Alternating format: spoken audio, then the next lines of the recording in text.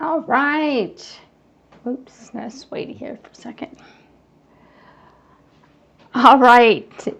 Hello again. I hope everybody's doing okay and that you are safe and warm because it snowed here in Kansas City. Not like they said it would, but still enough to make things irritating. Today we're going to talk a little bit more about workplace bullies. Really, when it comes to workplace bullying, the conversation should be centered around workplace bullies, but it often gets centered around the people who are being bullied.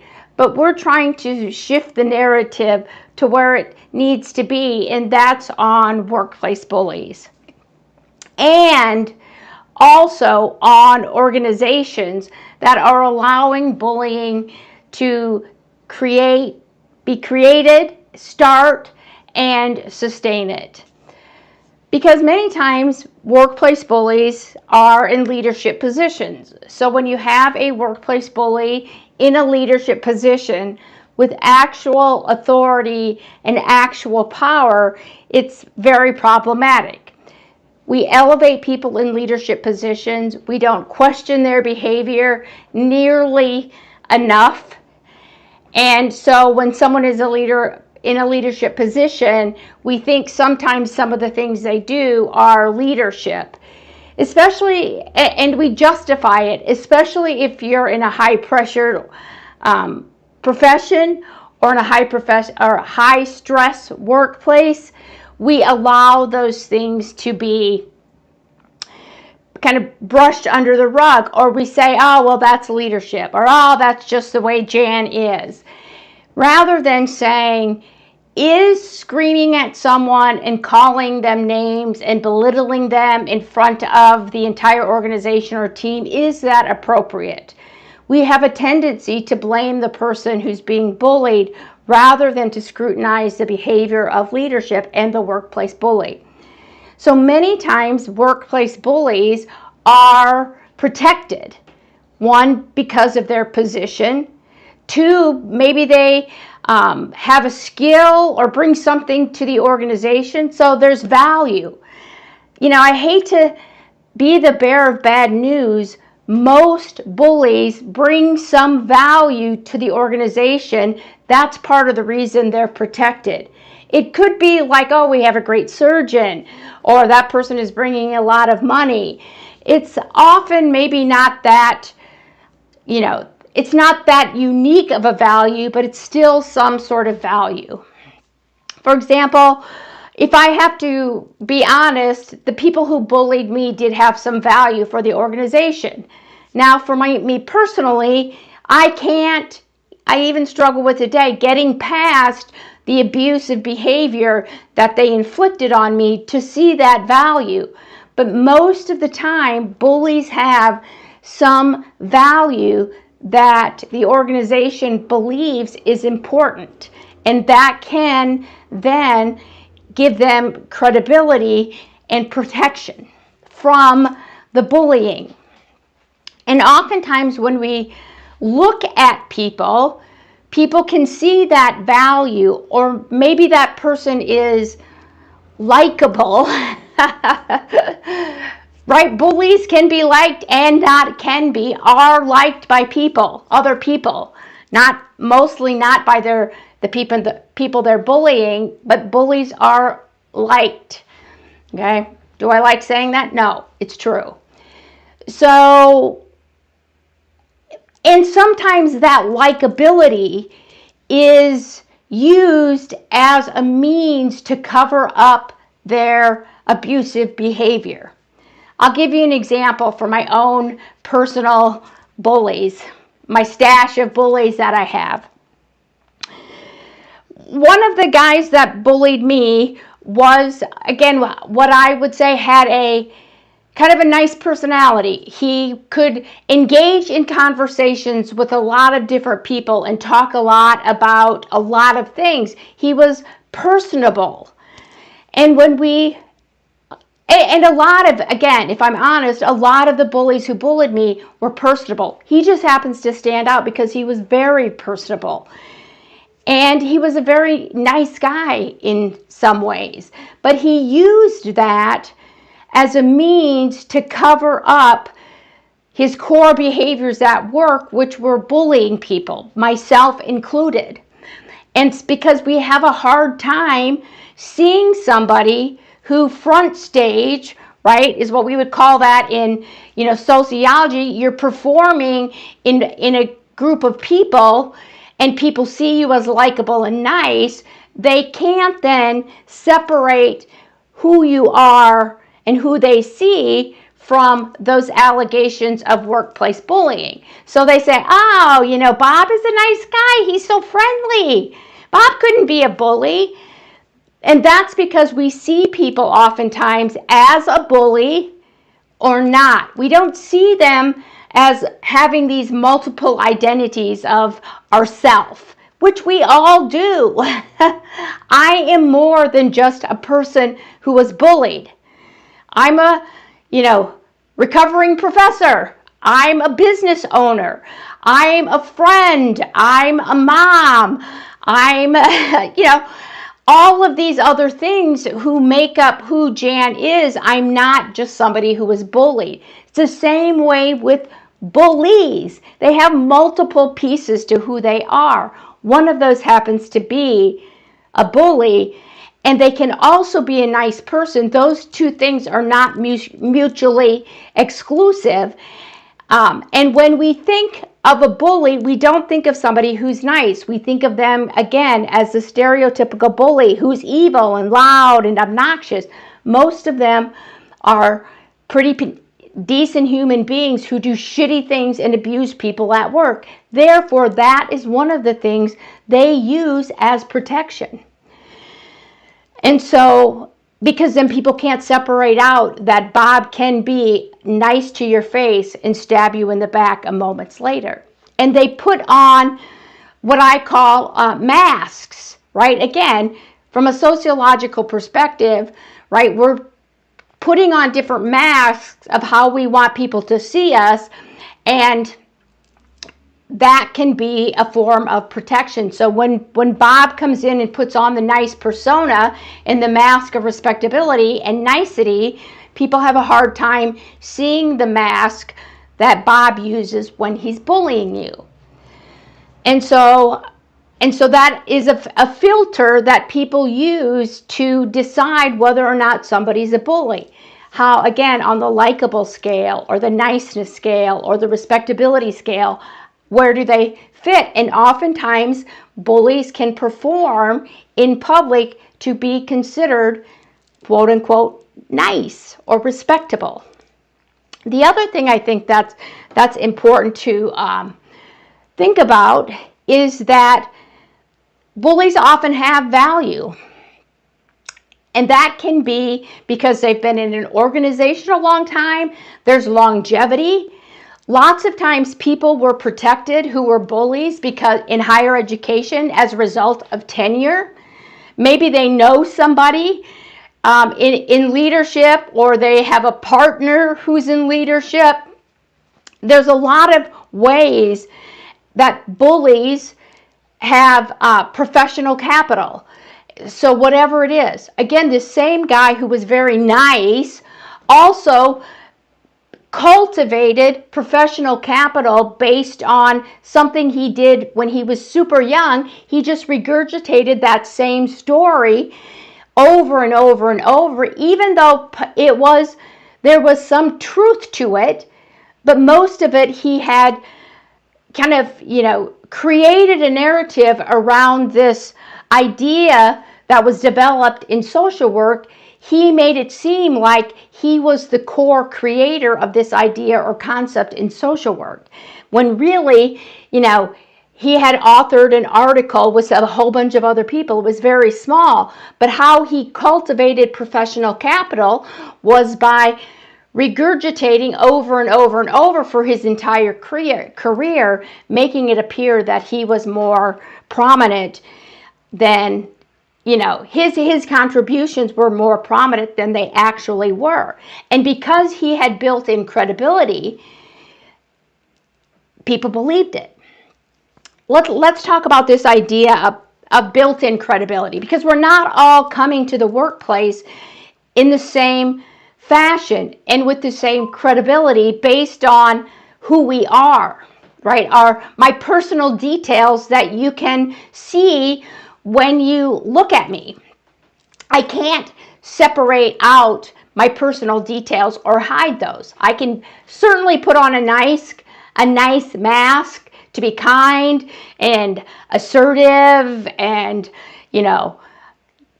funny, right? I think I'm funny, so sometimes I try to put on my funny mask, okay? But my personal details still seep through that mask of who I'm trying to present to you, okay? Who you see right here on your screen, I promise you, is not the person that is off screen, okay? Because I certainly am not wearing makeup. I certainly am not dressing up, okay? I'm, wearing my pajamas. Sometimes I don't even comb my hair on the weekends, right? I look a little disgruntled. What you're seeing now is my, Jan's on the, doing her live mask, okay? But you also see who I am, my personal details. My hair is gray. I have glasses. My skin is white. I'm a woman. All of those things affect my credibility in the workplace or lack thereof. Okay, now I get it. You may be, oh, well, whatever, Jan, that's not real. It's real. Okay, first off, I've had those experiences where I know that I've been looked at as less credible or less of an expert because of my gender. Okay, and there's not only my own experience, there's a lot of research to back that up. Again, you might not like it. That's too bad. It's real.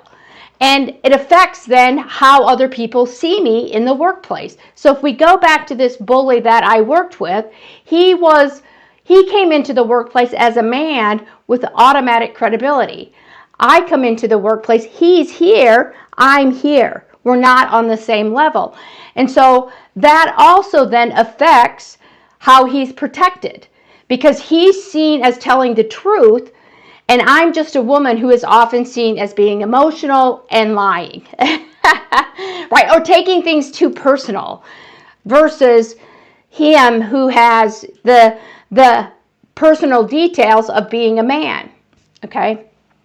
And so all of those then affect the people who are making the allegations and the people who are accused of being bullied. Some of them often have built-in protections merely based on the personal details that they bring to work. Some of us, like myself, I don't.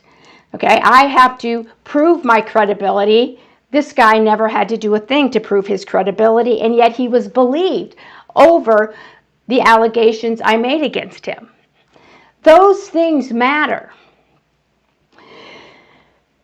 And the biggest thing that impacts whether or not a bully is allowed to bully is in fact the organization. So yes, bullies, who they are impacts whether or not they're allowed to bully.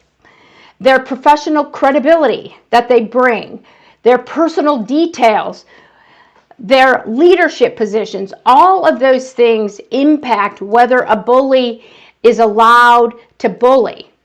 Yes, bystanders matter, because bystanders, when they see somebody bullying or engaging in inappropriate professional behavior, whether that is laughing at somebody when they're talking, or interrupting, or sending nasty or inappropriate messages on email or Slack or Teams or whatever it is that you're using, and they don't say anything, then what they're saying is, because when somebody doesn't say, hey, I don't like that, or that's wrong, I assume that you're going along with it and you think it's okay. So they also need people to go along, and those people who are bystanders often cover and eventually say the same narrative that the bully is telling you. you know that I had a woman charge around the table at me when I was being bullied. Okay. First off, when would that ever be appropriate for somebody to physically intimidate and charge around the table? I'm going to tell you when, never. But it was allowed, and she didn't even get a slap on the hand. Why? Because the other people in the room said that I was the one lying. Okay? So then they're covering, and when I tell the truth, everybody else, including the bully, tells a lie. So can you really blame HR when you have 1 or 2 people saying she charged around the table at me, and you have 11 people saying she didn't? You know, I mean, if they had done, again, I guess I can understand it, but they could have done some investigation, right? So there's those systems. But the system that is the biggest offender when it comes to creating bullies and sustaining bullying are the organizations. They don't know a damn thing about workplace bullying. That is just the way it is. They think they know, right? If they could probably give you a weak definition or explanation of workplace bullying that would consist of a glorified version of interpersonal conflict between me and the bully. That's not just what workplace bullying is. Yes, that's a piece of it. But that's the micro piece, the individual piece between me and the bully or me and the bullies. Okay, there's also a group dynamic, a meso piece that influences the micro piece. And there's a macro piece when organizations don't have policies, they don't know what it is, and there's zero accountability. All of those other things come into play. Because if organizations held people accountable, bullies wouldn't bully. So it's that lack of accountability that really is the major piece that enables bullies and protects them. Okay, so it's a win-win for bullies if they can get away with it because they gain power, they gain credibility, they gain money, they gain powerful positions that they very likely wouldn't have gotten. And organizations think, well, you know what, Jan's a big money maker. Jan's a great surgeon. Bullshit. What the damage is doing to your organizations is unspeakable. And yeah, maybe I am a great surgeon, but you better hold me accountable, because if I'm a great surgeon, you have people who aren't going to come because of the way that person acts, the way that person treats you. Okay, you're losing money and you're losing personnel when you have somebody who is toxic. Okay, and for example, like nursing, I've seen several figures between $30,000 up to $100,000 in replacing a nurse. And when you have a cycle of people who come in and leave, come in and leave, come in and leave, it's costing you money, period. And you can say that it's not, but you're just lying to yourself. Because if you're making money with that person, think how much money you could make if the person was actually treating people decently. But we don't have those conversations. We don't talk about why bullies bully. We don't talk about who's doing it, and we certainly don't talk about the enabling process by organizations. Why? Because we can keep the conversation focused on me, who you think is the problem, and then it absolves everybody else except for me. Even the bully gets a pass. The person who doesn't get a pass is the person who's being bullied, the person who's being harmed, the person who's being abused. And we're not going to make any progress in stopping or solving workplace bullying until people get on board with what workplace bullying is and how you can actually intervene in ways that are effective, that go into the group dynamics, that really take a hard look at leadership. Those are the things, if we care about our workplaces and our cultures, and our work culture, those are the very things we need to do. And I'm going to tell you, folks, those things seem like big deals. They're not that hard to do if you have an organization that's willing and capable leadership who can carry out those interventions.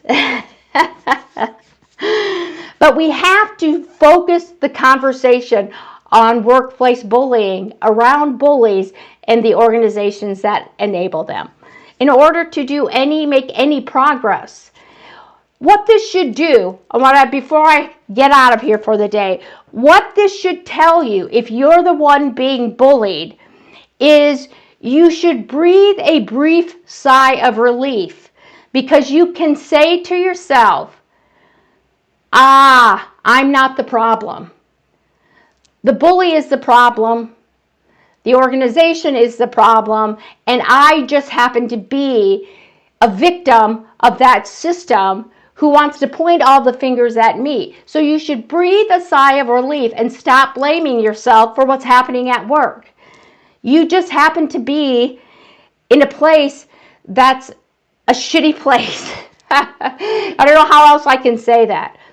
But the other thing that it should do for you, if you're the one being bullied, is it should tell you that when the system is enabling Bob to bully you, then you have to look at alternative ways and strategies in that organization to protect yourself. So for example, if you know that your supervisor really likes your bully, or, they started at the same time, or there's some connection that your boss or your supervisor isn't going to see your bully as a bully, then what you need to ask is, who other than my supervisor could I get support from?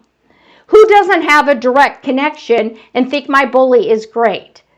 What else can I do to protect myself other than report? Because oftentimes in organizations where there's bullying and everybody thinks your bully is not the problem, reporting doesn't help, right? It can also make things worse. But there's also effective ways to report rather than, just going in and saying, I'm frustrated, Bob is a bully.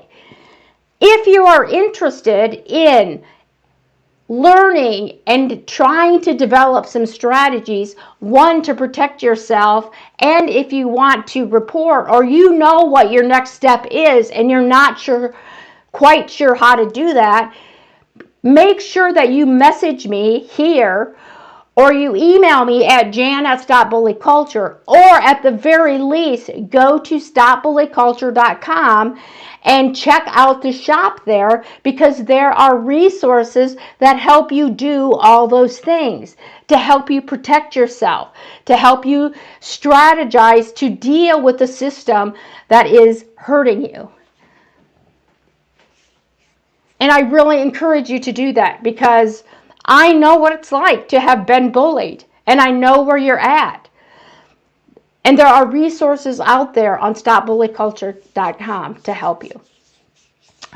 All right, well, I am going to end it today. If you haven't, a new episode of Exposing Workplace Bullying was also released this morning, which is the whole season 3 is about workplace bullies. So I encourage you to check that out. Again, I thank you for being here, and I will see you next